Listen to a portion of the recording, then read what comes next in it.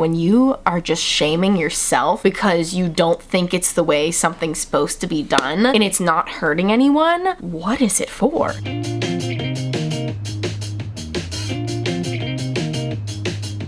Hello and welcome back to the Hard Feelings podcast. This is, of course, my mental health podcast where I talk about things like anxiety, depression, anger, jealousy, embarrassment, aka hard feelings. This week I've been thinking a lot about laziness versus listening to your body. Now I'm gonna be honest with you right off the bat. I think laziness is a farce. I think it's something made up by society in order to shame people for resting.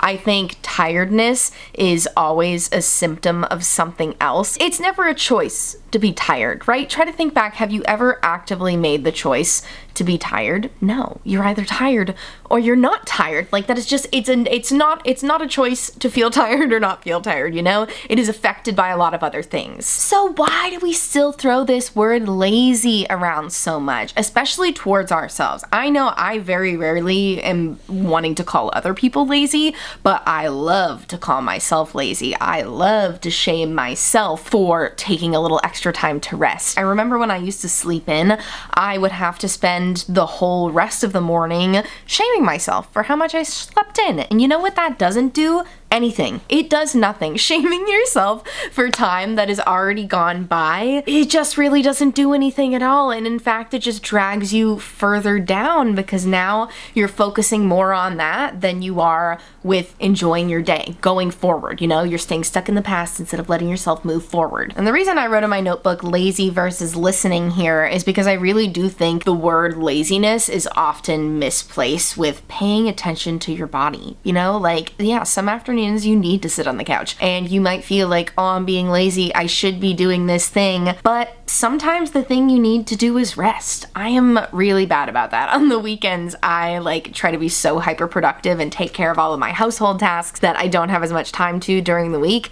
And this past weekend on Sunday, I really just let myself relax most of the day. I laid in bed and listened to my audiobook, which was amazing, but I definitely still had little moments where I started shaming myself again. I heard that little voice in the back of my head saying, you should be being productive. How dare you take this time to rest when you could be doing all of these more important things? Whenever I catch myself getting really caught up on productivity, I try to remind myself that when I'm on my deathbed, I am not going to be thinking about how productive I was in my life. I'm going to be thinking about the people in my life, the relationships I had, the wonderful memories I made. I don't think I'm going to be worried about how many things I checked off my to-do list on some random Thursday in 2024. I hope I'm thinking about much more exciting things than that. And I know it's easy for me to say, I work for myself, I work from home, so I do have a little bit more flexibility of when I get to work, but I think reminding yourself of that in your free time too. Still try to pay attention to your body, dude. So you slept in a little more than you wanted to.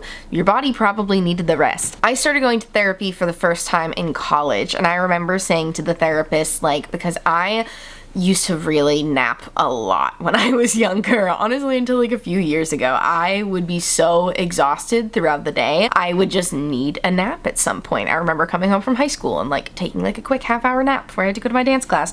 And in college, I would nap between classes and nap after class. And I just felt so bad about it. I put so much shame on myself for that. And I remember bringing that into therapy and saying oh, I just hate that I can't just be a normal student who can just go back to their room and study right away and not have to go take a nap. And she said to me, are you able to do your homework after you take a nap though? And I was like, yeah. And she said, okay, then what's the problem with that? If you're still able to get the work done, then what is the issue here? The issue is that you're shaming yourself for it, but really it's just an accommodation that you're making for yourself that's helping you to get more work done afterwards. And once I kind of gave myself the permission to not feel horrible about that, I didn't even find the need to nap as much, dude. I don't know, something about just not feeling bad about it gave me so much power. And I kind of experienced the same thing with sleeping in the morning. I've mentioned before on the podcast that that was an issue I've had for years, where like if I do not set an alarm clock, I could sleep all day. Like I just used to have such an issue with never being able to get enough sleep, no matter how early I went to bed the night before.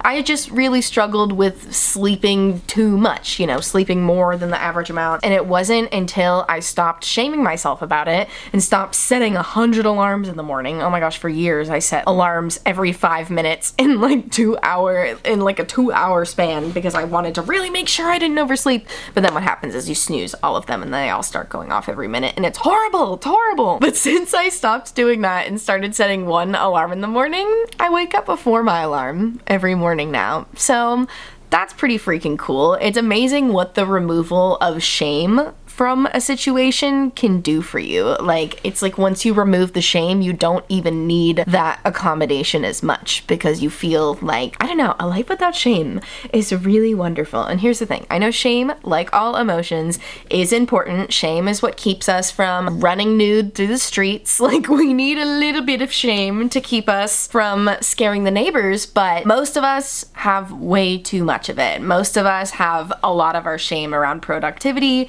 because, you know, living in a capitalist society, the more everybody's working, the more they're making money, putting it back into the economy. Like, it's the society that we live in is set up for us to think that our productivity is our only value. People feeling like their job is their only value. And a lot of people have jobs that they really like and are doing something they're passionate about, and that's amazing, and maybe that feels like, you know, fulfilling. But I think there's also a lot of people who just work for the sake of working, work for the sake of survival, and they have to do that. And that sucks. That's a whole other can of worms, honestly. I don't know how I got off on that tangent. All of this to say, your productivity might be necessary for survival, but it is certainly not the only value you offer to the world. I think those of us who are neurodivergent, those of us with ADHD too, feel a lot of shame on not being able to do a task straight through. I'm somebody who, on my to-do list, I'll split up one task into 5 smaller pieces because I want to be able to check off more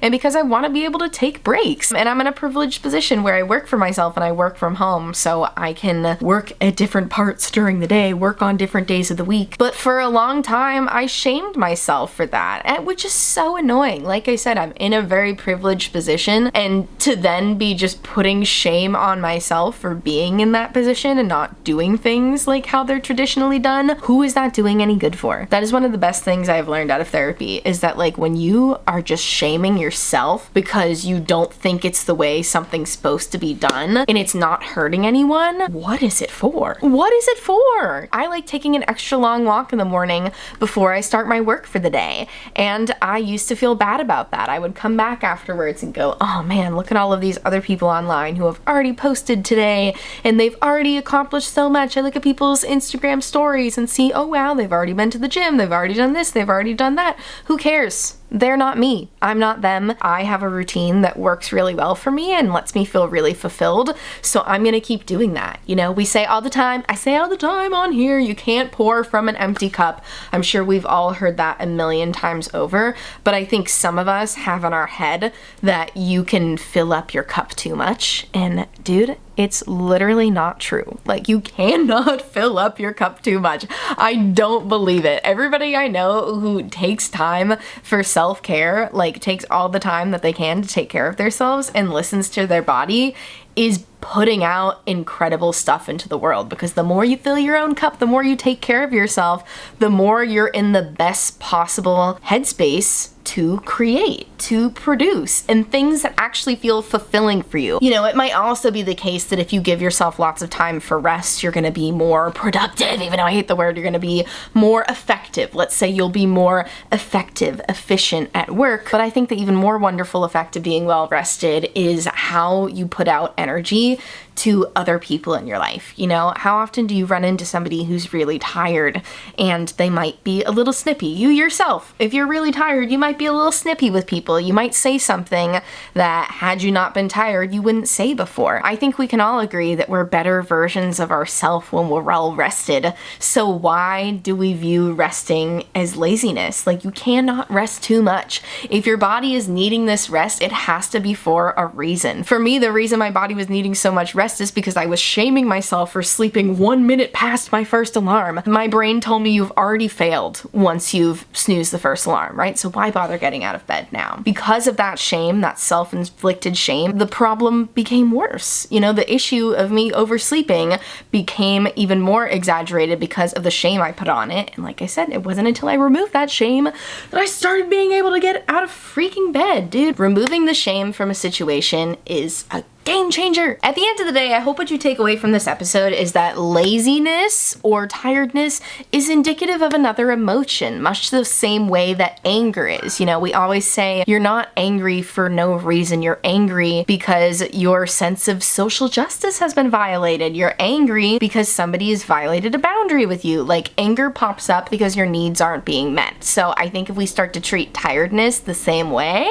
then we'll be a lot kinder to ourselves. So let yourself sleep in a little longer. Let yourself take a nap if you need to. Find time for rest throughout your day, even if it's not sleeping, even if you're not somebody who can nap throughout the day, but just like finding a moment of quiet time for yourself, finding time to take a walk alone and to not be multitasking. So that's something I'm trying to work on a lot, is not multitasking my relaxing time. Like, sometimes I'll be listening to an audiobook, which to me is very relaxing, but I'm also doing dishes at the same time. I'm also cleaning at the same time, and hey, that's fun, but that doesn't really count as my self-care time, girlfriend. Call it me looking in the mirror, calling myself out, because I definitely try to bundle my self-care time with chores sometimes, and I'm trying to be better about, like, no, just truly sitting and relaxing and doing one relaxing thing. I'm trying to sit down and actually listen to my audiobooks instead of doing a million things at once. And you know, I don't always last that long. Sometimes I only last a half hour of sitting still and listening, but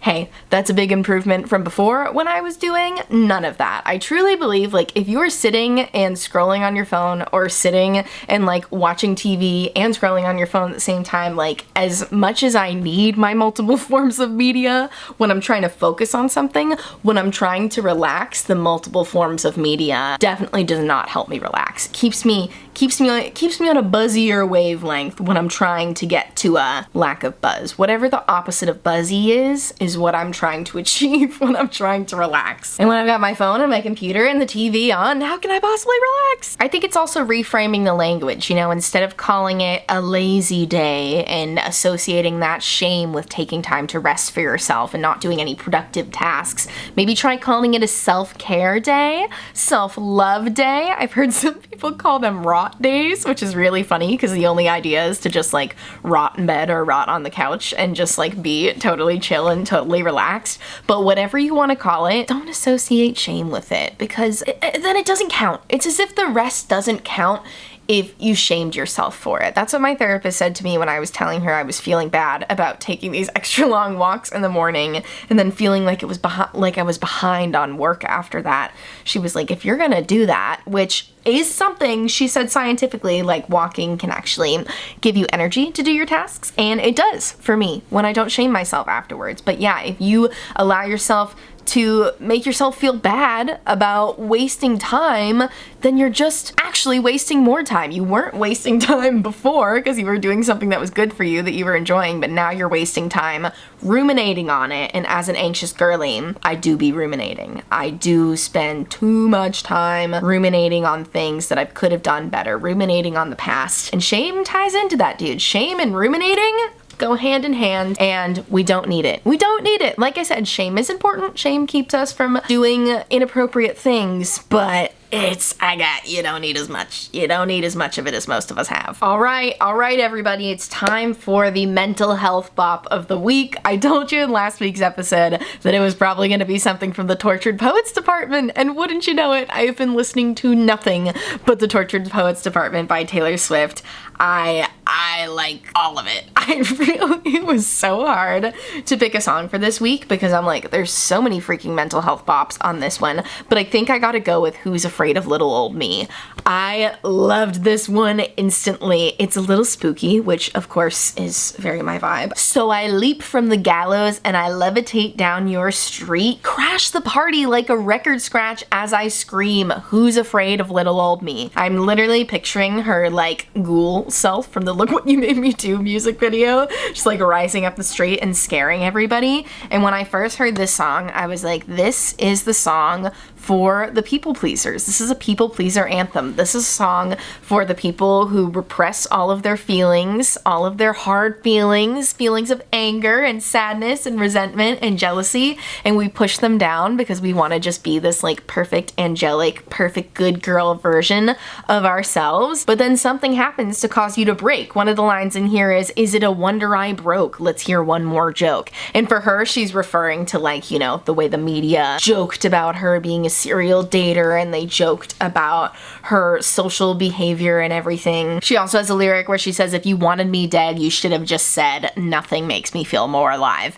Basically saying that like you wanting me to fail, the media wanting me dead, makes me feel powerful. It makes me feel very alive. And I love that. I love an underdog story. I love a phoenix rising from the ashes. And I feel like this is just Taylor Swift writes about people pleasing a lot in her songs. She writes about anxiety and social anxiety a lot in her songs. So I really relate to her on that. And I thought this song was just, it was such a like, look at me song. Like I love that she's saying like, who's afraid of little old me? Like clearly I'm not a scary person, but like, oh, you're so afraid of me taking back my power. You're so afraid of me not hiding. Like people are trying to push her down. People are trying to make her feel small. And like the most radical revolutionary thing she can do is to rise up, levitate down the street and crash the party and say, hey, look at me. I'm not going to hide anymore.